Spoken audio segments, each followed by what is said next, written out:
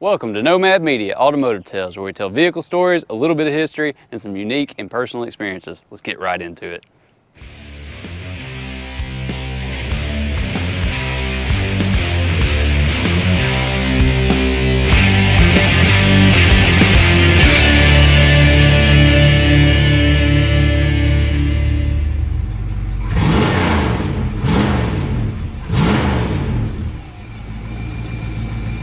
So today we have Tracy Boteler with his 1970 Chevy C-10. Man, this thing's been in your family. This thing has been in his family for 53 years now, starting with his great uncle, if I'm not mistaken. Man, out of those 53 years, you have to have some amazing stories here. What can you tell us about this truck, man?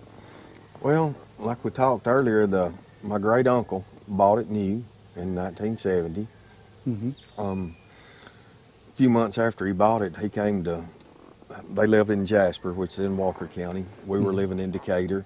He drove it up, him and his wife, my aunt, they drove up to see us for a visit. And, I was 4 years old. And, I remember my daddy telling him, Uncle Buck, you get ready to sell this truck now, I want to buy it, because, he knew that he was going to take care of it, or hopefully he'd take care of it and what have you. But so I remember the truck from being 4 years old. I mean, I can still see that in my mind. And somewhere along 1988, It's about 18 years.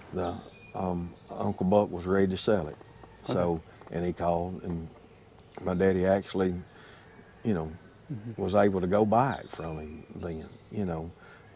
I do remember you saying as well that almost didn't happen, according to Tracy here. Like you said that Uncle Buck got into a little bit of trouble with his kid, and Well, yeah, it wasn't his Uncle Buck's kid, but it was a family member. It was tied up in somebody's bail bond that had been arrested. So the first time, so it was almost lost. It was almost turned over to the Walker County authorities. yeah, that would have been a That would have shame. been terrible. Yeah, that would have been terrible. So as soon as that cleared up, Daddy and Mama went down to get the truck. The clutch was stuck to the flywheel, so they had to do a lot of rocking, and it finally got it broke loose. But other than that, it cranked up, and they drove it back to Decatur that day. And when it got back, it had 12,050 miles on it. So That's still new this day. yeah, it was still new. Now it had about 12,050 dents in it too, because Uncle Buck had run over everything and backed over fence post, and he bought it for a truck. And It was a good old farm Yeah. truck, work Yeah, truck. exactly. Maybe not a farm truck, work truck at the bare minimum.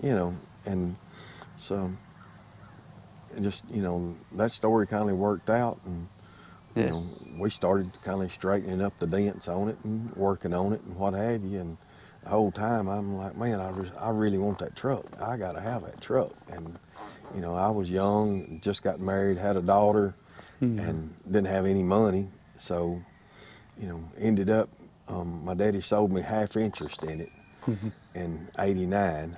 He's like, I don't need a truck. He said, you want it? And he said, I'll say half of it. We'll just go in halves. You pay me half of what I've got in it, and I'll keep a key, and you drive it. And at that time, that was how much? Like, about how much was that? I think he had about $1,350 in it, so I give him half of that, $675, $650, $675. That's not much in today's time, but back in '88. Yeah, '88. '88. That's quite a chunk of money. 20, 21 years old, and just had a daughter, and just getting started on your own. That was quite a bit of money. So I did have a little Toyota truck that I give $350 for, and I painted it and was able to get 7 out of it. So I ended up with $25 in my pocket, and and this one to drive. So that's enough to buy a month's worth of food probably back then. Just to be, nowadays, just I won't. Yeah, exactly. Nowadays, it'll get you crate of eggs. Not much. Yeah, some eggs. Yeah. Sorry, I derailed there a little bit. No, that's good. But, that's amazing, honestly. Like I'm glad to hear that your dad was teaching you like back then, or at least I don't know how you took it, but I hear that story and I think man, like he was teaching you to value what you have. Like he knew you wanted the truck, right? Right, yeah, he knew, you Yeah. know, and he knew there's, you know, I couldn't afford it, you know, he knew the situation I was in, but, you know, on the same, at the same pretense, you know, he wasn't going to give it to me, you know, or, you know, I had to have interest in it, you know, I had to have something in it, and our agreement was, you know, if he needed the truck, you know, he's keeping a key. I've still got the key hanging up in the house that he carried on his key ring, you know, until he died, you know. So, and yeah, I knew that if he needed a truck, I didn't have any excuses not to give it to him either, you know. So, you know, it worked out good. But so I drove it around for, I think, I pulled the 6-cylinder out of it. It had 27,050 miles Okay. on that engine. And about, you remember about when this was? It's probably in the early 90s. That was what I drove every day. I drove it to work. You know, it was, you know, by that time I'd rounded up a set of 4-wheel drive rally wheels had on it, you know, and just, you know, piecing together an old truck, you know, it's what you done back then. And, Yeah, it's amazing today. Like a lot of people, they look at a truck like this. Man, this thing must be pristine. It's put up in a shop or something forever, and like I bet you it's numbers matched and all this other no, stuff. yeah, It's no, like, nah, most things you see like this nowadays are probably like that because people back in the day they worked on their stuff. You know, you they know, would make it work. yeah, you So, know, and much more affordable back then in terms of, you know, making it work. yeah, So. you just had to make it work. I mean, you know, that's kind of what we done. So, you know, like I said, it was a 6-cylinder, 3-speed truck. You know, it didn't come with a radio. It didn't come with a cigarette lighter. It still had the radio delete plate and a little metal button where the cigarette lighter was. You know, it had painted bumpers and, you know, so anyway, I got started on it and got ready to paint it, and I was going to go back with the medium olive green, and I jammed it out and painted under the hood and inside the bed, and I didn't like it, and I painted it solid white and just, you know, and drove it. I did. One of the, I guess, second coolest things that happened is the grill. I needed a new grill. The grill had a big dent in it, you know, in the hood did, but we'd fixed the hood. So I went to the Chevrolet place, and Lynn Layton, which, you know, Been around a long time yeah, then, because they so, still. you know, I went to the Chevrolet place, and the old guy that worked back there in the parts department, he said, "Let me go look." You know, I said, "Have you got a grill, or do you have one, or do you think you can get one?" And he said, "I don't know. Let me go look and see what's on the shelf." Well, he stayed gone about 30, 40 minutes, and he come out, and he said, "I'll tell you what, you've got the last he said, "You've got the last grill that we've got in stock for a 70 model Chevrolet pickup." He dug it out.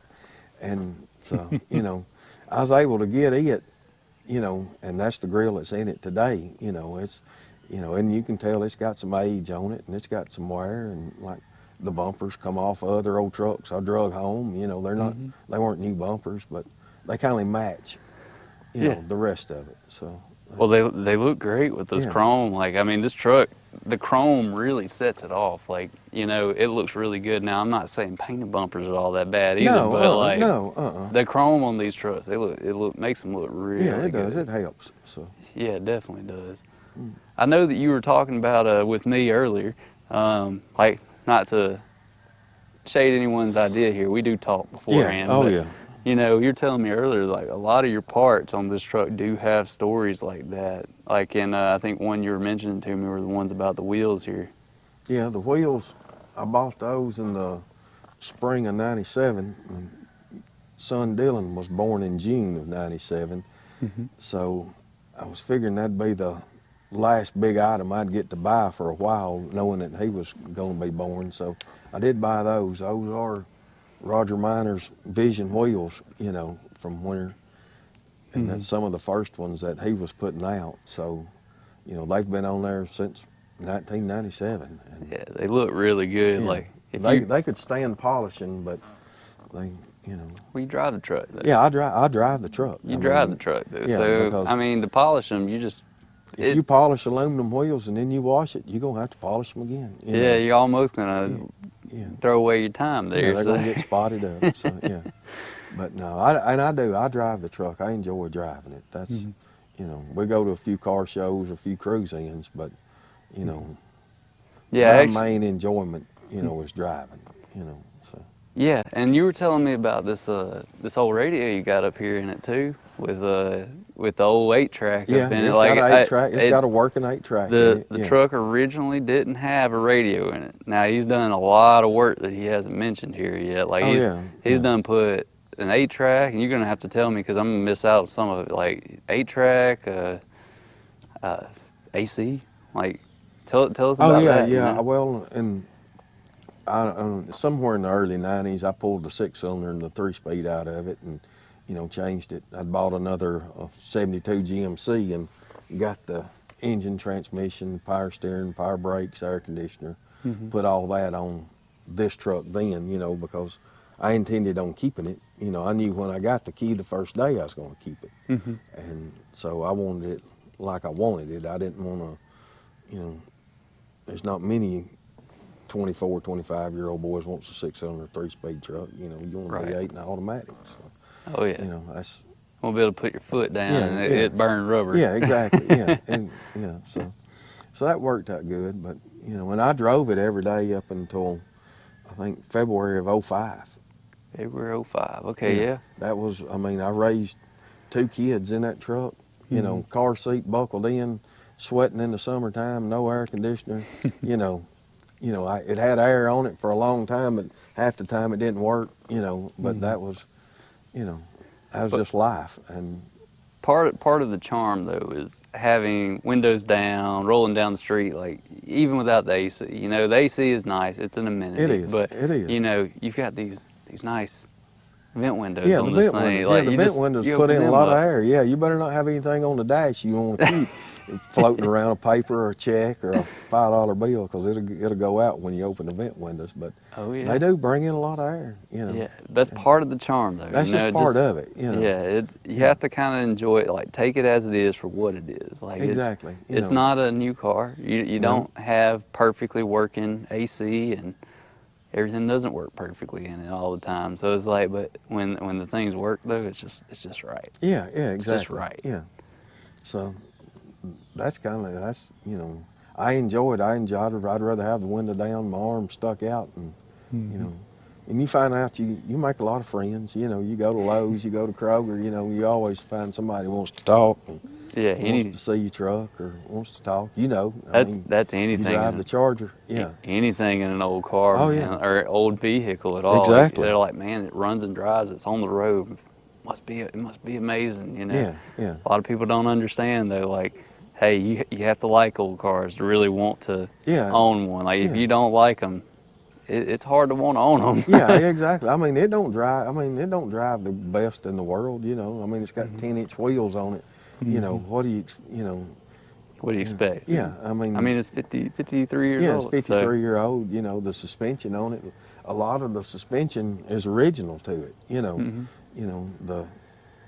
So you maintained a lot of that. Yeah, Then, like, yeah. You know, and like when I pulled it apart and pulled it off the frame, it only had like 160,000 miles on it. So, and I've had it in my possession since it had 13,000 miles on it. So, you know, I put one ball joint in it. That's all it was for. That's all, you know. That's all it needed. That's all it needed. It just held up. Like, that's that So- old school parts right there, where Yeah, it's like I mean, they just yeah. don't break as easy. Yeah, Like they they don't, yeah. last a lot longer. So- But that's one thing he didn't mention there either, though. So Tracy here, he went and fully restored this truck himself, like from scratch. I think you did mention part of it about doing the jams and things, but just to make sure it's clear to the audience, like he fully restored this himself. And Right, yeah. I remember you telling me that you had this sitting under a lean-to for the longest time, just outside. Like, you Yeah. know, you wouldn't think, like looking at this truck, that this is something that was that way, but Tracy's put the time into it. He's put the man hours into it. Like, it's one of those things that it's a family heirloom to him. Like, it's not something that'll ever be sold, and that's the way I would encourage people. If it's something that's been in your family forever, don't sell it. Keep it, because you'll only regret it after that point if you have any type of memories with it. Right, exactly. So, and You know. he put his time into making this truck the way it is, like, because one, it's the way he wants. Mm-hmm. and two, it's special. Yeah, it you know? is. Yeah, It's a you really know. special thing. Right. Yeah, and it's like anything else. You know, it's not the best.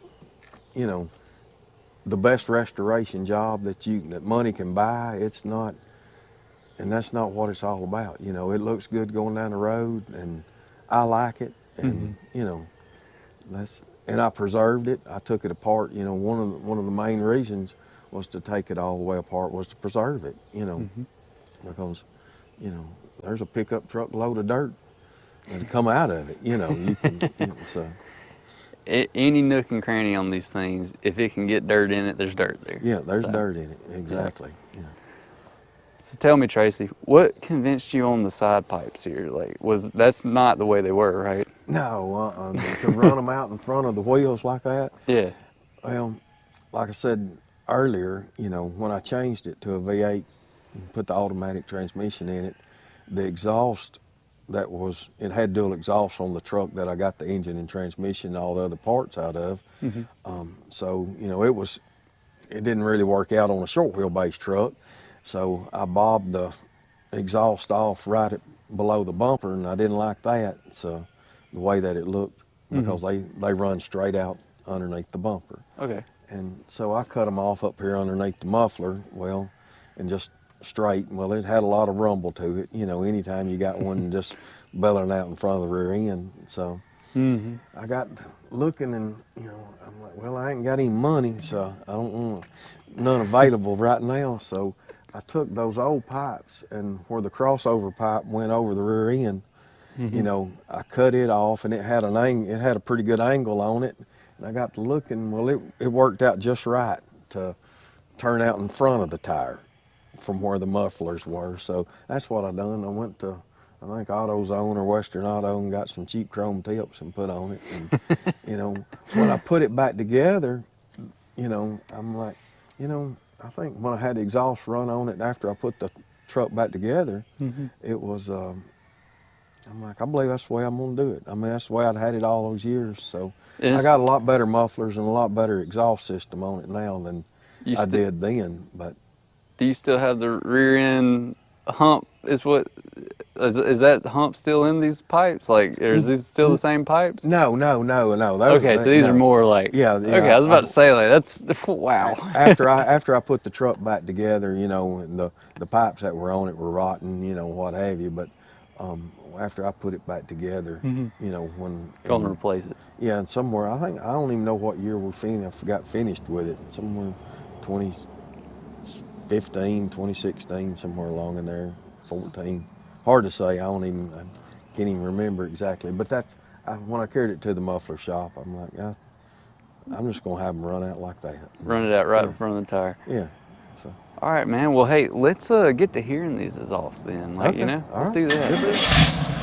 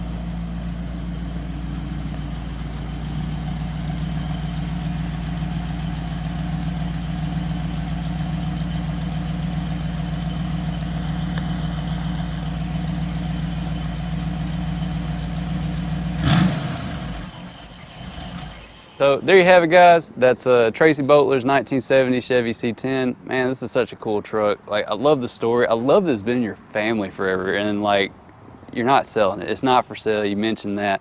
It'll always be in your family. I can't wait to see what you do with it in the future, because I'm hoping that we stay connected. Oh yeah. And you know, hopefully, you know, I stick around with everybody long enough to see whoever gets it in your family. Man, thanks for having me out here. Is there anything you'd like to tell the audience out here?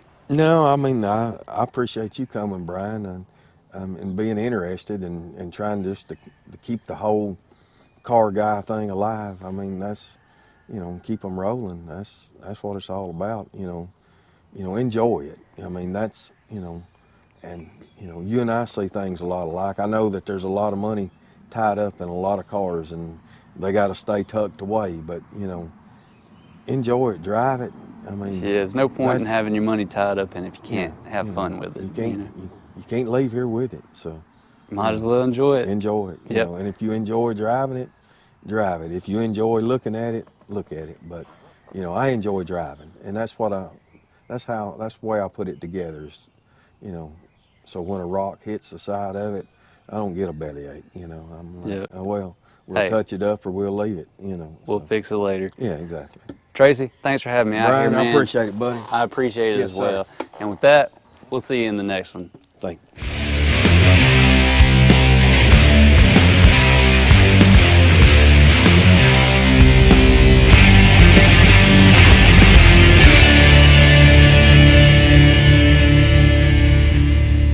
I'll see you at the next car show, okay?